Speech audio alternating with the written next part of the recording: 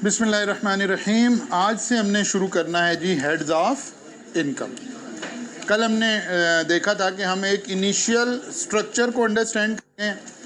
मैंने उस एटीए को कहा है कि वो दोबारा शायद स्लाइड उसने सेंड कर दी होंगी आपको, जिसके अंदर, और नहीं की तो अभी थोड़ी देर में कर देगा।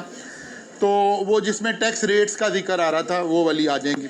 लेकिन असल में जो रियल काम शुरू हुआ, जहाँ से आपने साथ साथ तैयारी पकड़नी है, रोज़ाना का काम रोज़ाना लेकर चलना है।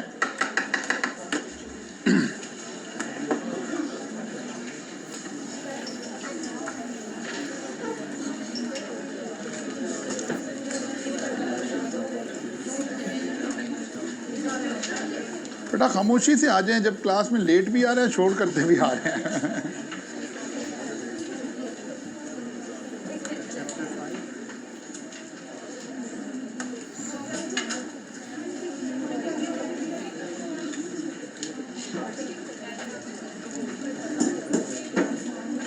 क्या हो गया?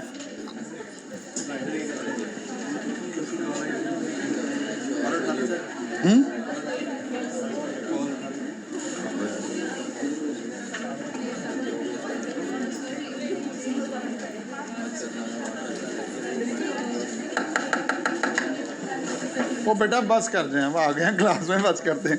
अच्छा जी, बिस्मिल्लाहिर्रहमानिर्रहीम। हमने आज से हेड्स ऑफ इनकम शुरू करने हैं और हमने पढ़ा था हेड्स ऑफ इनकम का जिक्र कहाँ हो रहा है? सेक्शन 11 में। सेक्शन 11 ने हमें बताया था कि there are 5 heads of income. कौन कौन से हेड्स ऑफ इनकम थे जनाब हमारे पास? ये क्या खोल के चला गया वो कौन कौन से हेड्स ऑफ इनकम आ रहे थे हमारे पास?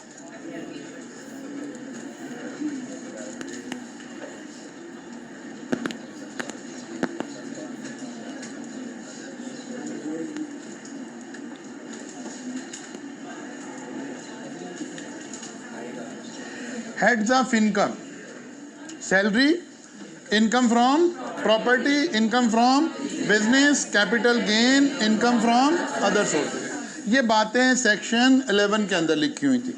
अब हमें असल में यही हमारे कल भी मैंने लफ्ज़ इस्तेमाल किया कि हमारे जो इनकम टैक्स का सिलेबस है उसका 80% यही सिलेबस है हमारा, इन चैप्टर्स को पढ़ना है। ठीक है ना? अब इन चैप्टर में हम इस तरतीब से भी चल सकते थे, पहले सैलरी पढ़ें और फिर ऐसे चलते चले जाएं, लेकिन सैलरी का चैप्टर इटसेल्फ एक बहुत लेंथी और लंबा चैप्टर है। तो फिर हम ऐसे करते हैं कि नहीं यार, थोड़ा सा साइकोलॉजिकली बेहतर हो जाए, हम इनकम फ्रॉम प्रॉपर्टी से स्टार्ट लेते हैं, फिर हम कैपिटल गेन पढ़ लेते हैं।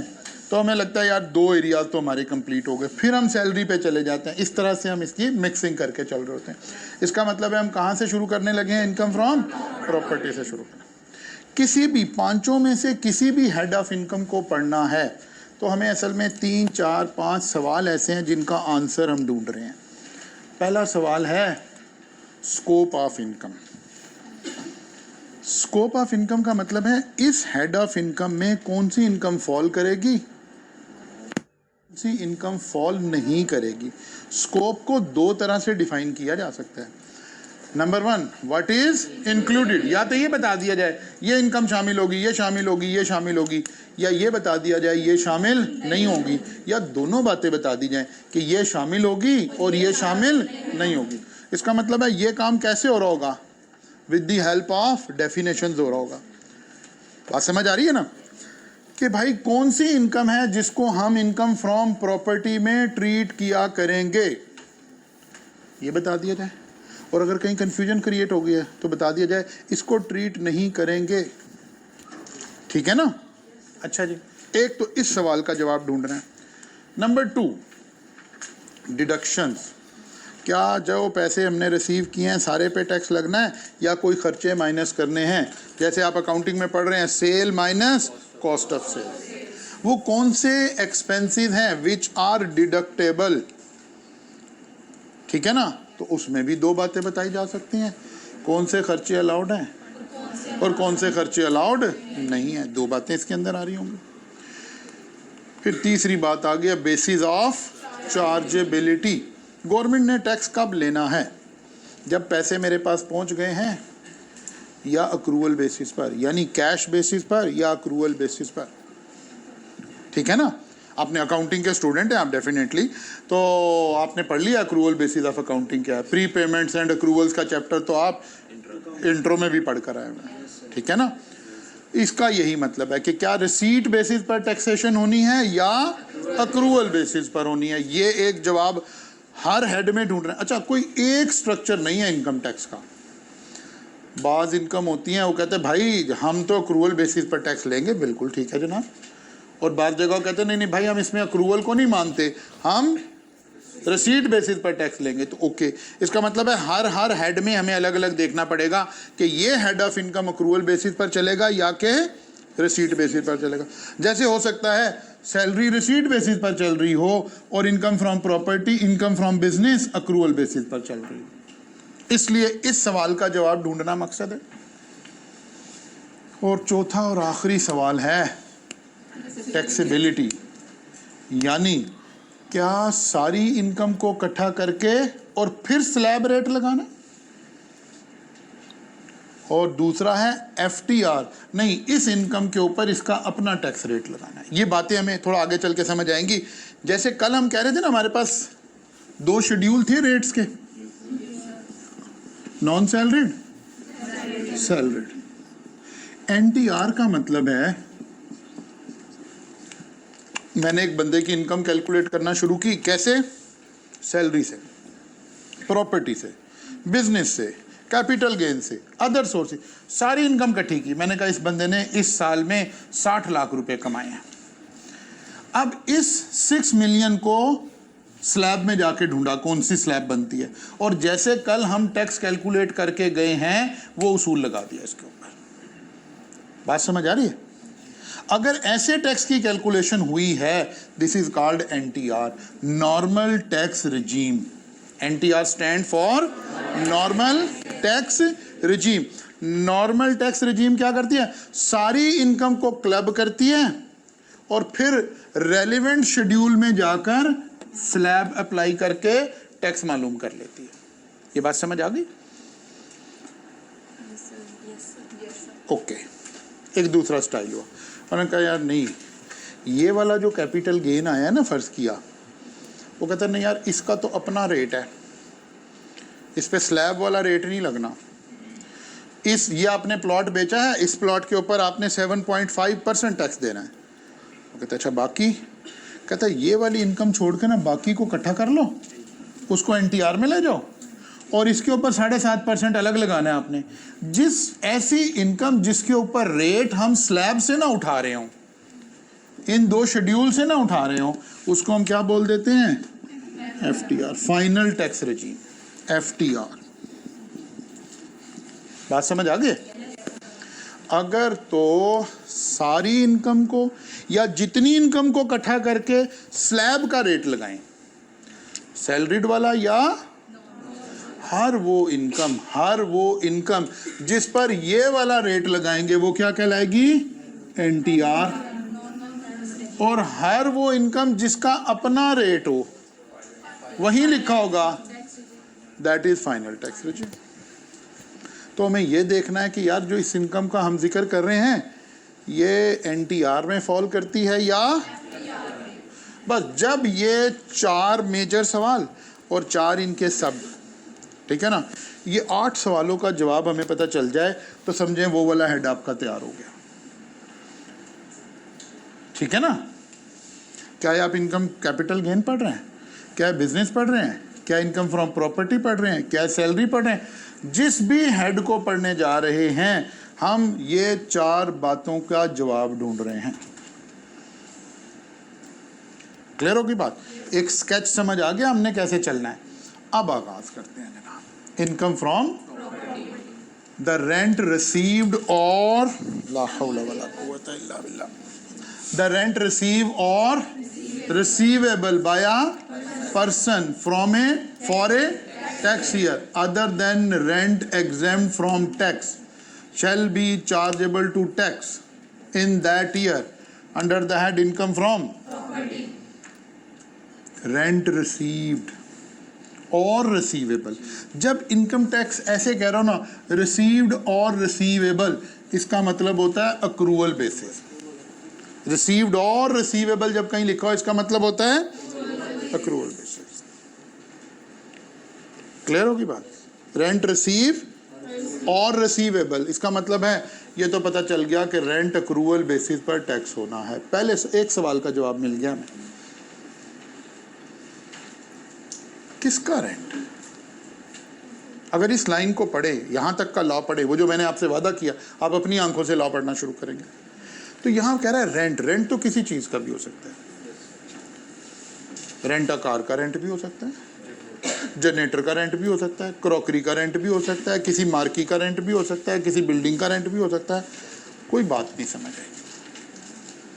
अगर लॉ यहीं रुक जाता तो इसका मतलब था हर इनकम जो रेंट से रिलेट करेगी वो यहां फॉल कर जाएगी इनकम फ्रॉम प्रॉपर्टी में। लेकिन लेजिस्लेटर को तो पता था वो ये नहीं कहना चाह रहा, तो फिर उसके पास क्या तरीका है? डेफिनेशन दे। किसकी? रेंट की। उसके ख्याल में किसको रेंट कह रहा है, ठीक है ना? और फिर रिसीव और रिसीवेबल ने हमें सिखाया अक्रूवल। तो रेंट को डिफाइन किया लॉ ने कि भाई रेंट क्या है। रेंट मीन्स एनी, मीन्स वो कहता है भाई आपके दिमागों में जो रेंट का मतलब है उसको निकाल दो, फारिग हो गया वो। जो मैं कहने लगा हूं सिर्फ वो रेंट है। हमारे जहन में, दिमाग में, कल्चर में, इंग्लिश डिक्शनरी में रेंट का एक मतलब है ना, वो कहता फारिग हो गया वो। किससे? मीन से। Rent means any amount received और receivable by the owner of the land और बिल्डिंग। वो कहता है भाई वो जो तुमने एक लंबी कहानी बनाई, जनरेटर भी हो सकता है, क्रॉकरी भी हो सकती है, फलां भी होगा, तो सारे फारिग हो गए हैं। हम तो इमारतों की, बिल्डिंग के रेंट की बात कर रहे हैं, उसी की कर रहे हैं ना? कहता नहीं उसकी नहीं कर रहे। कहता है उसमें भी सिर्फ ऑनर के रेंट की बात करें, ऑनर ऑफ द लैंड और बिल्डिंग। बाद दफा मैंने कोई चीज किराए पे दी हुई है और मैं खुद ऑनर नहीं हूं। मतलब आपके हॉस्टल्स वाले अक्सर लोग, उन्होंने खुद जगह किराए पे ली और फिर उसे सबलेट कर रहे हैं। वो कह रहे हैं इनकी, हालांकि उनकी रेंटल इनकम ही है ना, घर से ही रेंट कमा। वो कहते हैं उनकी भी नहीं बात कर रहे भाई, हम सिर्फ और सिर्फ किसकी बात कर रहे हैं? ऑनर ऑफ द लैंड और building. Rent means any amount receive और receivable by the owner of the land और building as consideration for the use और ऑक्यूपेशन ऑफ और द राइट और ऑक्यूपाई। ये तो बाकी जो अल्फाज मैं अभी एक्सप्लेन करता हूं। क्लियर होगी बात? वो कह रहा है भाई प्रॉपर्टी में भी हम सिर्फ, अगर आप ऑनर हैं, कोई शख्स मालिक है, इस बिल्डिंग का एक शख्स मालिक है, राइज उसको किराया पे कर रहा है, वो कहता है हाँ इसी का जिक्र कर रहा है, इसी को ही हम प्रॉपर्टी इनकम कह रहे हैं। 7 प्लॉट खाली है, हम उसे बड़ी दफ़ा कहते हैं कि यार हमें किराए पे दे दो, ठीक है ना, हम यहाँ पार्किंग ही कर लें, ठीक है, वो नहीं मानता, ठीक है। अगर फ़र्ज़ कर लें वो हमें पार्किंग के लिए वो प्लॉट दे दे 7 का, उसका किराया लेना शुरू कर दे, वो कहते हैं हाँ उसका भी बात हो रही है, क्योंकि लैंड और बिल्डिंग, कोई खाली लैंड भी दे दे किराए पर तो उसका भी जिक्र हो रहा है, बिल्डिंग दे दे उसका भी जिक्र हो रहा है, और लैंड एंड बिल्डिंग हो, जैसे ये जगह लैंड भी है बिल्डिंग भी है, तो ठीक है इनका जिक्र हो रहा है। लेकिन शर्त क्या है? ऑनर, खुद ऑनर हो। और एक बंदे ने ये बिल्डिंग किसी से किराए पे ले ली, फ़र्ज़ किया उसने पीछे 15 लाख रुपया किराया तय कर लिया और हमें 18 लाख रुपए पे दे दी। वो कहता है जी इस बंदे की इनकम, वो कहता है ये प्रॉपर्टी इनकम नहीं है, इसको किसी और हेड में देखेंगे कहाँ फिट होती है, प्रॉपर्टी इनकम कोई नहीं है। क्लियर हो गई बात? एंड इंक्लूड्स, इंक्लूड्स कब लगाते हैं? जब डेफिनेशन को बढ़ाना हो। वो कहते हैं जो मैंने डेफिनेशन बढ़ाई है ना, मैं इसको थोड़ा एक्सपेंड खुद बनाई है। पहले उसने कहा भाई डिक्शनरी की डेफिनेशन फारिग, फिर उसने कहा यार जो मैंने डिक्शनरी की मीनिंग फारिग करके अपनी डेफिनेशन बनाई है ना, पता नहीं आपको समझ आई है कि नहीं आई, मैं उसमें एक चीज़ और शामिल करना चाहता हूँ। And include any forfeited deposit paid under the contract for the sale of land और बिल्डिंग। वो कहते हैं कोई शख्स अपनी बिल्डिंग बेचना चाहे, घर बेचना चाहे, बिल्डिंग बेचना चाहे, लैंड बेचना चाहे, तो आमतौर पर ये ट्रांजैक्शन कैसे होती है? 2 लोग आपस में बार्गेन करते हैं, वही ऑफर एक्सेप्टेंस वो सारा काम चलता है। वो कहता है जी अच्छा जी चलो जी डन हो गया। वो कहता है भाई ऐसा करो 5 लाख रुपया मुझे टोकन दे दो और फिर हम 1 हफ्ते के बाद मिलते हैं और फिर आप जनाब पैसे दो, हम स्टाम्प पेपर लिखते हैं, सारा कुछ करते हैं, बात हमारी तय हो गई है। आप खरीदार हो, आपने मुझे टोकन मनी दे दी है 5 लाख रुपया, ठीक है। अब घर जाकर आपको लगा कि यार नहीं अभी नहीं बिल्डिंग खरीदनी चाहिए, यार ये तो महंगी कर ली है या अभी नहीं खरीदनी है।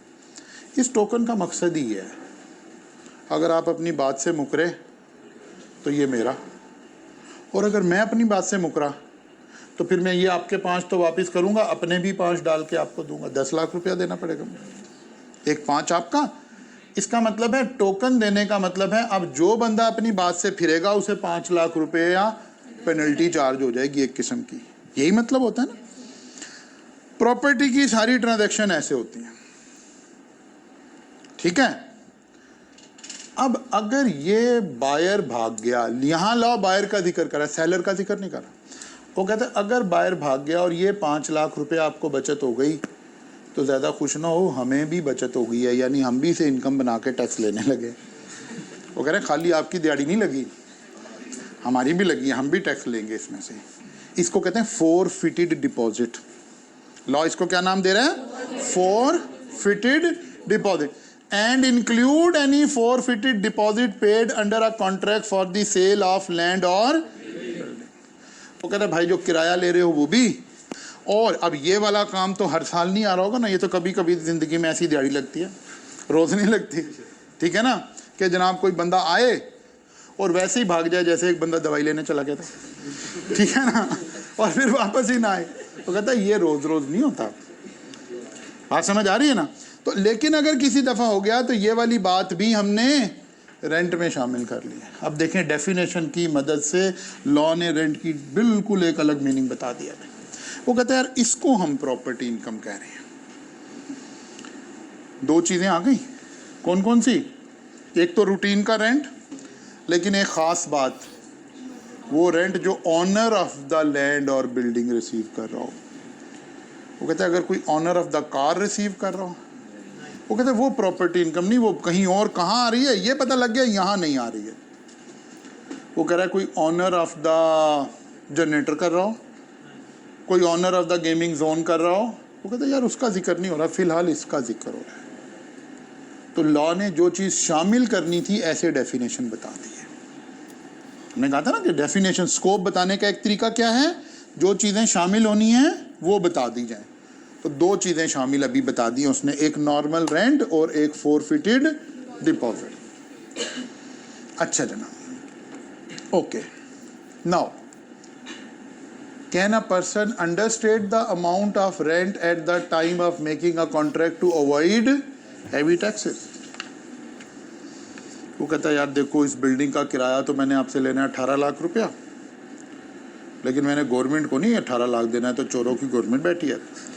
तो भाई तुम ना ऐसा करो 3 लाख रुपए का मेरे से कॉन्ट्रैक्ट कर लो। तो भाई तुम खुद भी चोर ही हो, तुम कौन हो? लेकिन लोग कर लेंगे ना ऐसे। तो कहते कि फिर आप गवर्नमेंट टैक्स किस पे ले, 3 लाख पे कि 18 लाख पे? वो कहता नहीं इतनी अच्छी गवर्नमेंट तो नहीं है आपको इतना आसानी से कह दे कि जी 3 लाख पे। वो कहते नहीं ऐसी की तैसी तुम्हारी। When rent received or receivable is less than fair market rent for the property, fair market value, अब accountant तो समझते हैं fair market value को, the person shall be treated as having received the fair market rent for the period for the property is lent on rent। वो कहते हैं भाई अगर इस बिल्डिंग का फेयर मार्केट रेंट 18 लाख है और आपने किसी अपने दोस्त को, चलो चोरी वाली बात को जरा निकाला, किसी दोस्त को, किसी और बंदे को आपने 15 पे दे दी है, तो गवर्नमेंट ने टैक्स 18 पे लेना है कि 15 पे लेना है? तो ये सेक्शन बताना है भाई हमने 18 पे लेना है। दोस्त होगा आपका, हम तो टैक्स वाले सबको अपना दुश्मन ही समझते हैं, तो हमने तो 18 पे लेना है भाई टैक्स आपसे, फेयर मार्केट वैल्यू पर। एक उसूल आ गया। लेकिन साथ ही देखना यार इस चक्कर में कोई सही जेन्युइन बात तो नहीं रगड़ी गई। वो कहता है however this shall not apply in the case of self hiring where fair rent is already included income of the lessee। ये जब हम सैलरी इनकम पढ़ेंगे ना, ये वाली बात हमें असल तो वहाँ समझ आएगी, ठीक है ना। लेकिन वो कह रहा है कि यार एक सेल्फ हायरिंग का मतलब क्या होता है, ऐसे सोचिए, एक कंपनी में ना एक बंदा जॉब कर रहा है और कंपनी की एंटाइटलशिप है, उस बंदे की जॉब की एंटाइटलशिप है कि कंपनी ने उसे ना अकोमोडेशन प्रोवाइड करनी है। कंपनी कहती है जनाब, वो कहता है जी कहाँ अकोमोड, कहता है जनाब हम रेंट पे लेंगे जगह और आपको 1 कनाल का घर, आपकी एंटाइटलशिप है वो आपको मिलेगा। वो कहता है यार मैं खुद 4 कनाल में रहता हूँ, मैं अपना घर छोड़ के तुम्हारी 1 कनाल में किराए पे आऊँगा। कहते हैं जी देख लें, मर्जी आपकी। कहता है यार मुझे आप कैश दे दो। कहता नहीं नहीं, कंपनी की पॉलिसी, आप या घर ले लें, नहीं लेना तो बस आपका एंटाइटलशिप ज़ाया हो गई। अब उस बंदे को फ़ौरन क्या फीलिंग आ रही है कि अरे तो मेरे पैसे ज़ाया हो रहे हैं। कंपनी ने फ़र्ज़ किया 1 कनाल का घर जो है वो 1.5 लाख रुपया किराए पर लेकर देना था, तो कहता है यार ये तो काम ख़राब है। वो कहता है अच्छा यार आप एक काम करो, ये जो मेरा 4 कनाल का घर है ना, इसको किराए पे ले लो। वो कहता है जी यार अब भाई हमने 4 कनाल का घर नहीं देना आपको, 1 कनाल का देना है। कहता है यार आप 1 कनाल का ही किराया दे दो ना मुझे, आप ये घर किराए पे लो और मुझे रहने के लिए दे दो। बात समझ आई है?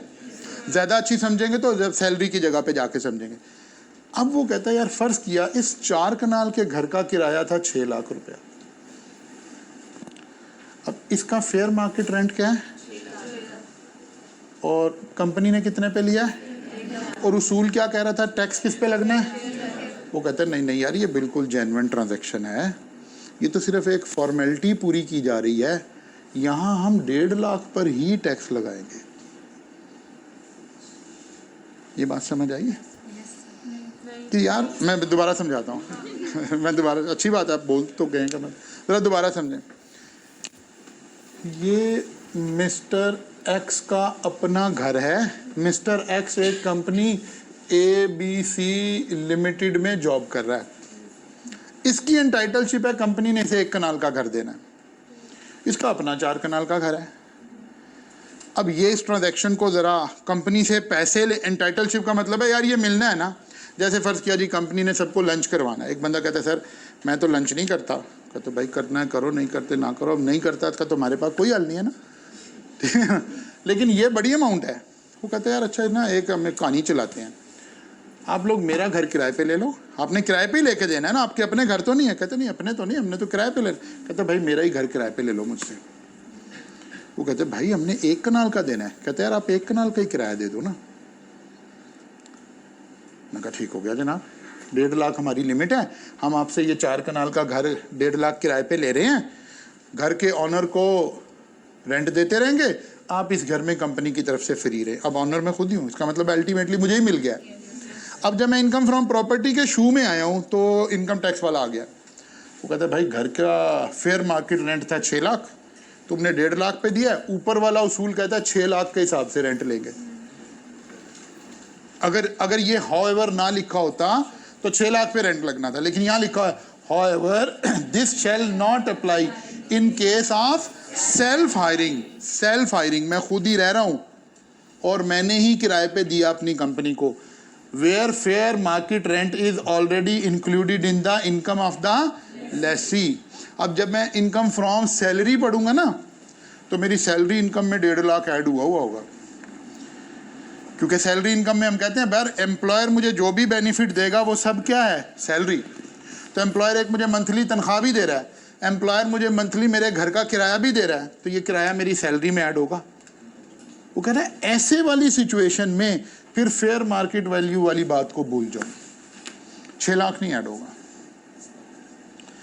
लेकिन अगर मैं कहता हूँ यार ये मेरा दोस्त है, ये मेरा कज़न है, मैंने अपना घर अपने बहन को ही किराए पे दिया हुआ है, वो कहता है भाई उन सब केसेस में हमने तो 6 लाख के हिसाब से रेंट लेना आपसे। सिर्फ एक एक्सेप्शन है, सेल्फ हायरिंग का मतलब है मैंने अपना घर अपने एम्प्लॉयर को किराए पे दिया हुआ है और किराया क्योंकि एम्प्लॉयर दे रहा है तो ये अमाउंट मेरी सैलरी में ऐड हुई हुई है। ये 2 कंडीशन लगी हुई है यहाँ पर, and included the fair market rent is already included the income of the Lesi. मैं लेसी हूं ना यहाँ पर, बात समझ आ गई है? ओके, वो कहता है ये एक एक्सेप्शन है। बाकी हर जगह फेयर मार्केट वैल्यू। आपके घर का आपने टैक्स बचाने के लिए 2 नंबरी कर दी, 2 एग्रीमेंट बना लिए उससे। मैंने कहा यार हम ना, आप ऑफिशियली चेक से मुझे इतने पैसे देना, बाकी अंडर एंड मुझे कैश दे देना। लॉ कह रहा नहीं नहीं नहीं भाई, इनकम टैक्स ऑफिसर वहाँ का फेयर मार्केट रेंट चेक कर लिया करेगा, और फेयर किसी चीज़ की फेयर मार्केट वैल्यू चेक करना कोई काम नहीं है। फेयर मार्केट वैल्यू तो सबको पता नज़र आ रही होती है कि भाई ये मोबाइल लेकर अभी ऑफिस सेंटर जाएं तो 4 लोगों को दिखाएं तो ज़्यादा से ज़्यादा 5,000 रुपये के डिफरेंस के इसकी कीमत सामने आ जाएगी। बाइक लेकर जाएं 5, 7, 10,000 रुपये के अलावा कीमत सामने आ जाएगी। अभी प्रॉपर्टी डीलर के पास जाएं, उसे पूछे यार ये सामने वाली लेन में एवरेज किराया क्या है, अच्छा इसके बैक पे क्या है, अच्छा उससे वो लाइन टू लाइन आपको बताता जाएगा fair market fair market fair market fair market. ऐसे ही दुनिया चलती है।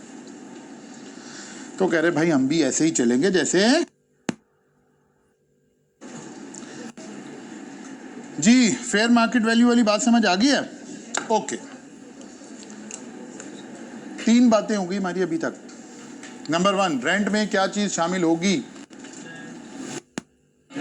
Honour of the land and building, owner of the land and building. और दूसरी forfeited deposit for sale of land और बिल्डिंग। ठीक हो गई? और दूसरी बात हो गई कि यार फेयर मार्केट रेंट चार्ज होगा। एक्चुअल रेंट अगर कम हुआ और अगर अदरवाइज हुआ, रेंट है यहाँ का 18 लाख रुपया और हम मजबूरी में 22 दे रहे हैं, तो फिर 22 चार्ज होगा, विच एवर इज हायर असल में। ठीक है ना? एक्चुअल रेंट और वेयर द रेंट रिसीव और रिसीवेबल इज लेस देन, वो लेस की बात कर रहा है, ज्यादा की बात नहीं कर रहा। इसलिए आप ये उसूल नहीं लगाएंगे कि नहीं नहीं अब आप फेयर ही लगाएं। वो कहेगा यार वो तो मैंने लेस की सूरत में कहा था कि फेयर लगाना है, ज़्यादा की सूरत में तो कहा ही नहीं है। लॉ ने अल्फाज से खेलना है ना। वो जो मैंने कायदे आज़म रहमतुल्लाह अलैह की बातें बताई थी, वही उसूल लगेगा कि अगर आपने कहा कि भाई देखो आपने तो कहा था फेयर मार्केट, उसने कहा मैंने जब कहा था जब वो लेस होगा, आप तो ज़्यादा पे बैठे हो, तो ज़्यादा वाले पे तो वो उसूल नहीं लगना। तो इसको मैं अकाउंटेंट की नज़र में ऐसे समझ लेते हैं, विच एवर इज हायर। क्या कह रहे हैं?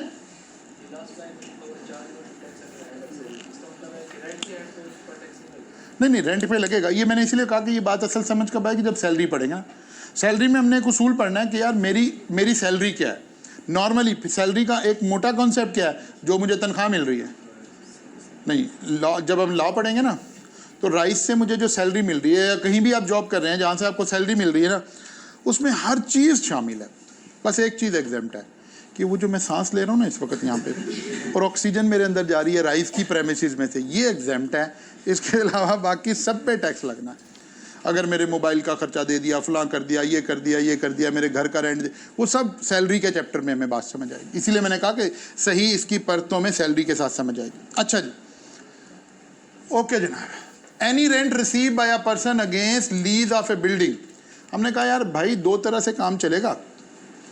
नंबर 1, हमने कहा भाई स्कोप, क्या चीज़ शामिल है, वो क्या चीज़ शामिल नहीं है। अब वो बताने लगा है क्या चीज़ शामिल नहीं है। ठीक है ना?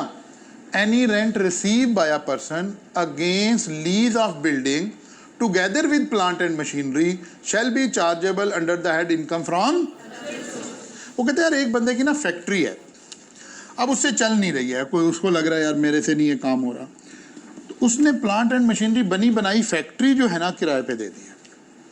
कोई गारमेंट की फैक्ट्री थी, उसने कहा यार ये मशीनें बिल्डिंग शिल्डिंग सब आपका है, ये मेरा किराया है। तो वो ऑनर है लैंड एंड बिल्डिंग का, लेकिन वो कहता है क्योंकि अब मशीनें भी साथ आ गई हैं, हम तो सिर्फ लैंड एंड बिल्डिंग के किराए की बातें कर रहे हैं, तो ये इनकम फ्रॉम अदर सोर्सेज के हेड में लेके जाएंगे, यहाँ से निकाल दिया है which is include which is excluded. बात समझ आ गई है? अगर कोई आदमी अपनी factory together with plant and machinery का मतलब फैक्ट्री हो गया ना, अगर कोई ऑनर ऑफ द फैक्ट्री अपनी फैक्ट्री किराए पर दे दे। अच्छा, अब एग्जामिनर क्या करता है, कंफ्यूज करता है, ताकि बच्चा जो रटा लगा के आया ना वो तो फारिग हो जाए ना। वो कहता है एक ऑनर ने अपनी फैक्ट्री बिल्डिंग किराए पे दे दिया, ये तो इनकम फ्रॉम प्रॉपर्टी है। अगर खाली बिल्डिंग दी है तो फिर तो इनकम फ्रॉम प्रॉपर्टी है। नहीं, building together with plant and machinery दी है तो उसका जिक्र हो रहा है कि वो कहाँ चली गई है, इनकम फ्रॉम अदर सोर्सेज में चली गई। क्लियर होगी बात जी। जैसे ये फैक्ट्री अगर कोई बंदा दे दे किराए पर, ऐसे लगी लगाई फैक्ट्री, तो ये कहाँ चली गई? On 1st July 2020, Fahim agreed to rent out his factory building along with machinery due to COVID-19 crisis at a monthly rent of rupees 3,50,000. If only building was let out, it could be rented for, वो कहता अगर हम मशीनें उठा लेना तो इसकी fair market value 2 lakh है, क्योंकि हमारी मशीनें भी पड़ी हैं, तो 3.5 लाख है। इसका मतलब है मशीनों का किराया कितना हुआ? अब एग्जामिनर आपको कंफ्यूज करना चाह रहा है ताकि आप ऐसे सोचना शुरू कर दो। नहीं, लॉ तो मैं हमारी सोच अलाउ ही नहीं करता। आप एज एन अकाउंटेंट फौरन अपोर्शनमेंट पे चले गए हो ना कि हाँ जी 1.5 लाख मशीन का किराया। वो कहता है आपको किसने कहा ऐसे सोचो भाई? हमने तो कहा अगर इकट्ठा है तो सारा ही इनकम फ्रॉम अदर सोर्सेज में चला जाए। इसीलिए हमने कहा था लॉ ने जो कह दिया बस वो लॉ है। हालांकि बड़ा आसान हल था यार, 2 लाख रुपया कहाँ लेकर जाएं इनकम फ्रॉम प्रॉपर्टी में, 1.5 लाख रुपया कहाँ लेकर जाएं इनकम फ्रॉम अदर सोर्सेज में। या अगर कोई हमें ऐसा हेड नज़र आ जाए जिसमें प्लांट एंड मशीनरी का किराया जाएगा तो वहाँ ले जाएं। लॉ कहते हैं आपको ऐसे कहा ही नहीं भाई, आपको किसने अलाउ किया ऐसे सोचें? हमने आपको कहा है कि अगर ये इकट्ठा है तो चुप करके सारे को उठाकर इनकम फ्रॉम अदर सोर्सेज। इसलिए वो जो बातें हम कर रहे थे कि आपने अपनी आंख से लॉ पढ़ना है, अपनी ऐनक से लॉ पढ़ना है कि यार ऐसा क्यों कह रहे हैं, ऐसा क्यों नहीं कर रहे, क्योंकि ऊपर लॉ ने कह दिया भाई कि अगर सारा इकट्ठा है तो बस निकाल दीजिए, इसको सेपरेट करने की जरूरत। What amount should be chargeable under income from property, income from other sources. Income property में कुछ नहीं चार्ज होना और इनकम फ्रॉम अदर सोर्सेज में सारा जाना है। Whole amount is chargeable under the head income from. बात समझ तो नहीं आ गई? आ गई है? अच्छा चले जी आगे चलते। हमें एक बात समझ आ गई कि भाई वो ये ऐसे कह रहा है, लेकिन वो साथ ही कह रहा है यार अभी ज़्यादा शौक़ी ना हो, एक बात और समझानी है आपको। Where rent includes an amount received for the provision of amenities, utilities or any other services connected with the renting of the building। वो कहता है अगर किसी आप ऐसी जगह किराए पर ली है जहाँ वो कहता है कि भाई इसमें किराया भी शामिल है, बिजली भी शामिल है, पानी भी शामिल है, क्लीनिंग भी शामिल है, गार्ड भी शामिल है, तो फिर क्या करना है? Renting of the building shall be chargeable under the head income from, लेकिन कौन सी अमाउंट? और any other services connected with renting of the building, it shall be charged। it shall be charged का मतलब है वो अमाउंट। अगर समझें, मैं ऐसे दिखाता हूँ। वो कहते हैं कि यहाँ अब उसका लॉ का मकसद क्या है? यहाँ लॉ का मकसद है कि अगर कोई एक बिल्डिंग है और आपको नजर आए कि यार अगर खाली बिल्डिंग होती ना तो मेरा किराया होना था 50,000 रुपया। वो कहता नहीं यार मेरे घर पे सोलर भी लगा हुआ है तो बिजली का बिल तो मैं दूंगा आपका, तो भाई ऐसा है कि मैं आपको 75,000 रुपये में दूंगा। इसका मतलब है बिजली के नाम पर मैंने आपसे कितने पैसे लिए हैं? 25,000 रुपया। वो कहता है यहाँ पोर्शन करना है। फिर पढ़ते हैं, यूटिलिटीज और any other services connected with renting of the building comma it shall be charge. कौन सी अमाउंट? वो जो एडिशनल चार्ज हुई है, होल का जिक्र नहीं हो रहा, यूटिलिटीज वाली। वो लफ्ज इट से अब हमने ये सारा उठाया, वहां कॉमा लगा और उसने कहा कि ये वाली अमाउंट कौन सी, जो यूटिलिटी वाली अमाउंट है, ये अदर सोर्सेज में जाएगी, सारी नहीं जाएगी। देखिए जरा नीचे हम एक एग्जांपल बनाते हैं। Kamran rented out his house to Kashif against a rent of 75,000 per month. As per terms, 10,000 per month is chargeable against rendering of utility and other services. This 10,000 is included in 75,000. इसका मतलब है building का किराया कितना हुआ? हैं?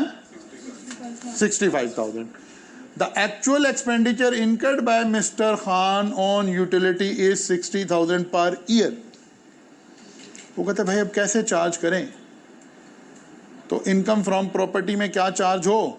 75,000 में से 10,000 माइनस करें और 12 महीने का है तो 8,7,80,000 रुपया कहाँ टैक्स लगेगा?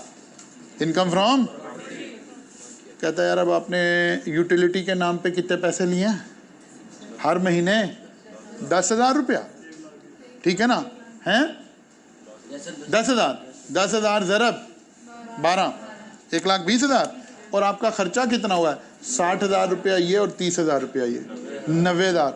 इसका मतलब है 1,20 में से 90 माइनस किए, 30,000 रुपये की ये इनकम हुई है हमें, लेकिन ये इनकम फ्रॉम अदर सोर्स। अब ज़रा गौर करें कि ऐसे समझने की ज़रूरत है हमें चीज़ें। वो जो हमारे दिमागों में ना फॉर्मूला टीचर आएगा बता देगा ये हो गया तो ऐसे कर लें तो हम करते जाएंगे। टैक्स ऐसे नहीं पढ़ सकते आप। एक लफ्ज़ फुल स्टॉप के बाद इट लगा तो उसने बिल्कुल सिनेरियो चेंज कर दिया है। टैक्स में एक बात को टैक्स को ये थोड़े कह रहा है कि जनाब ऐसे करेंगे, नहीं। पिछली स्लाइड में बिल्कुल हमें इससे रिवर्स फजाइल बयान कर रहा है। हमने अंडरस्टैंडिंग लेनी है कि यार इसका मतलब ये है सारी अमाउंट उठकर कहाँ चली जाएगी? इनकम फ्रॉम अदर सोर्सेज में। लेकिन अगली ही दफ़ा वो बात कर रहा है, वो कहता नहीं जनाब इसमें से वो अमाउंट उठकर जाएगी, सारी नहीं जाएगी। क्लियर होगी बात? अच्छा जनाब, तो हमें कुछ बातों की अंडरस्टैंडिंग क्रिएट हो गई है। अगर हम गौर करें, हम यही बात आपसे डिस्कस कर रहे थे क्या कि भाई जब आप पढ़ना शुरू कर रहे हैं पहला सवाल क्या है? स्कोप। स्कोप में दो बातें पढ़नी हैं। क्या चीज़ शामिल होगी? तो पता चल गया क्या चीज़ शामिल होगी। दो चीज़ें शामिल कही बताई उसने, owner of the land and building शामिल होगा, एंड फोरफिटेड डिपॉजिट शामिल होगा, ठीक है ना? क्या चीज़ शामिल नहीं होगी? Rent together with plant and machinery, सारा ही शामिल नहीं होगा। यूटिलिटीज एंड एमिनिटीज के नाम पे जो पैसे लेंगे वो शामिल नहीं होंगे, ठीक है ना? एक चीज़ और शामिल होनी है, जो भी जहाँ से मैं वापस आया हूँ एडवांसेस लिखा हुआ है, वो भी हमने 3 चीज़ें टोटल टैक्स करनी है, 2 आज हम पढ़ चुके हैं। अब ये काम चला और आपने जनाब सारा रेंट आ गया। अब रेंट हमारा इनकम में एक हेड की इनकम इकट्ठी होना शुरू हो गई, दूसरे हेड की इनकम इकट्ठी होनी शुरू हो गई। जैसे अभी हम कह रहे हैं कि यार ये हमने कैलकुलेट किया, कितनी इनकम बन गई इस बंदे की? 7,80,000 इनकम फ्रॉम प्रॉपर्टी और 30,000 इनकम फ्रॉम, टोटल कितनी हो गई? 8 लाख। अब जरा समझे NTR वर्सेस FTR को। क्या 8,10,000 के ऊपर मैंने स्लैब लगानी है? इफ़ यस तो हम कह रहे हैं ये इनकम कहाँ टैक्स हो रही है? NTR में। और अगर मैं कहूँ कि नहीं 7,80,000 पर मैंने स्लैब लगानी है और 30,000 का कोई अपना रेट है, तो फिर ये NTR है और ये FTR है। कोई बात समझ आ रही कि नहीं आ रही? जी बिल्कुल हो सकते हैं। NTR और FTR का पता चलेगा जिस पर लगाएंगे सैलरीड या नॉन सैलरीड, वो कहाँ चली गई? NTR। और जिसका रेट अपना ही कहीं लिखा हुआ, मतलब जी 7,80,000 पर कितना टैक्स लगाना है, ये यहाँ नहीं हम पढ़ रहे, बस टैक्स लगाने। टैक्स का फैसला कब होगा? जब इसकी सारी NTR की इनकम इकट्ठी करेंगे और उसके बाद कल हमने पढ़ा था स्टेप 1 कैलकुलेट करें बंदा कौन सी स्लैब में फॉल करता है। जहाँ स्लैब्स लगनी है वो क्या है? NTR है, और जहाँ स्लैब नहीं लगनी वो FTR है। डन होगी बात जी? तो आज हमें कुछ थोड़ा सा 3-4 लेक्चर स्पेंड करके हम एक बेस बना रहे थे, तो आज उसकी कुछ रेलिवेंस नज़र आनी शुरू हुई है कि यार हम ये मीन्स, इंक्लूड, सब्जेक्ट टू, ये बातें क्यों कर रहे थे? इसलिए कर रहे थे कि जब हम असल चैप्टर पढ़ना शुरू करें तो हम बेवकूफ़ों की तरह रटे ना लगा रहे हैं, बल्कि हमें पता लग रहा हो कि यार अच्छा सर ये कह रहे हैं तो हाँ यही ऊपर ये लिखा हुआ है, इस वजह से ऐसा कह रहे हैं। जी बेटा आप क्या पूछ रहे हैं?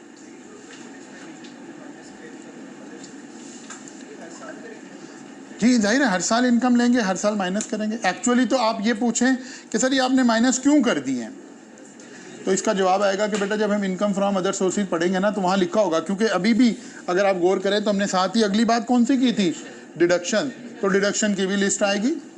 कल हम आएंगे तो शायद कल के लेक्चर में नहीं, परसों के लेक्चर में पढ़ रहे होंगे कि वो कौन कौन सी डिडक्शन हैं जो इनकम फ्रॉम प्रॉपर्टी में अलाउड है।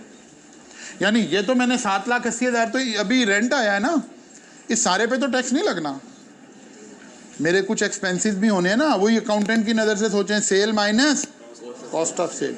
यहाँ कॉस्ट ऑफ सेल को हम क्या कहते हैं, डिडक्शंस।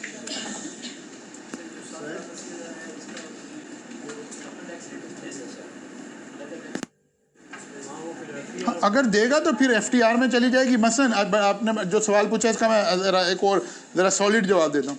2 साल पहले इनकम फ्रॉम प्रॉपर्टी एफटीआर में ही होती थी, 3-4 साल एफटीआर में रही है, उससे पहले भी एनटीआर में होती थी, अब दोबारा ये एनटीआर में आ गई है। तो फिर लिखा होता था कि अब इसके ऊपर ये रेट लगाने हैं, लेकिन अब देखें मैंने आपसे रेट कोई नहीं डिस्कस किए, इसका मतलब है ये कहाँ चली गई है वापस।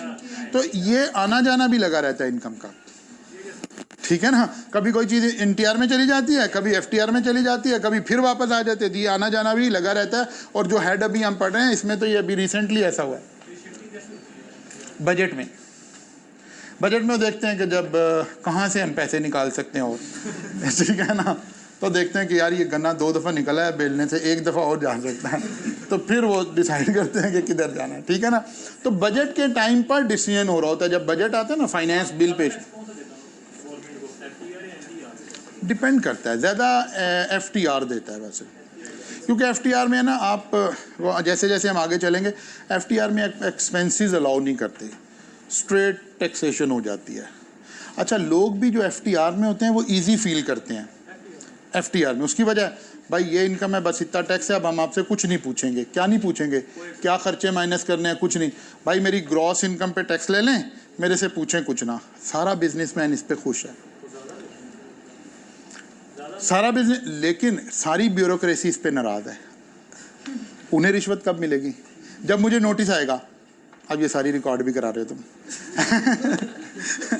तो जब मुझे नोटिस आएगा तब बेचारी हुकूमत ने दोनों को चलाना है, बिजनेसमैन को भी खुश करना है, ब्यूरोक्रेसी को भी। इसलिए कुछ इनकम एनटीआर में रखी है, कुछ एफटीआर में रखी है। कल मुलाकात होगी, यहाँ से आगे चलें।